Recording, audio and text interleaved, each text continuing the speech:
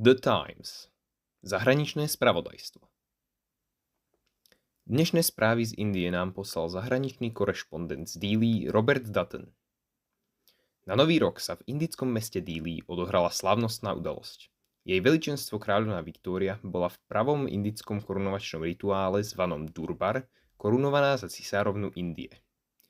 Nadobúda tak nielen titul vyššej úrovne, než mala doteraz, ale cez kultúrnu relevanciu aj legitimitu právnoplatne vládnuť Indii. Napriek tomu, že samotná cisárovna sa Durbaru zúčastniť nemohla, bol sprevádzaný bohatým sprievodom a prišlo sa naň pozrieť tisícky ľudí, najmä Indov. Náš korešpondent zdieľal aj zaujímavosti priamo z diania.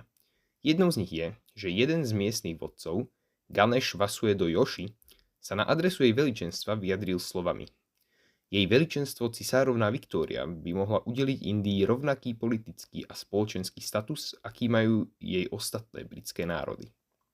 Tieto slová vnímame nie ako znak odporu, ale podpory kráľovnej, keďže ona sama sa k rovnoprávnosti všetkých britských teritórií hlási.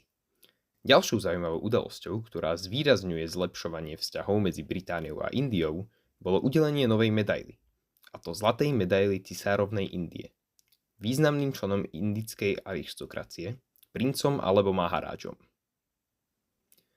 The Times. Zahraničné spravodajstvo.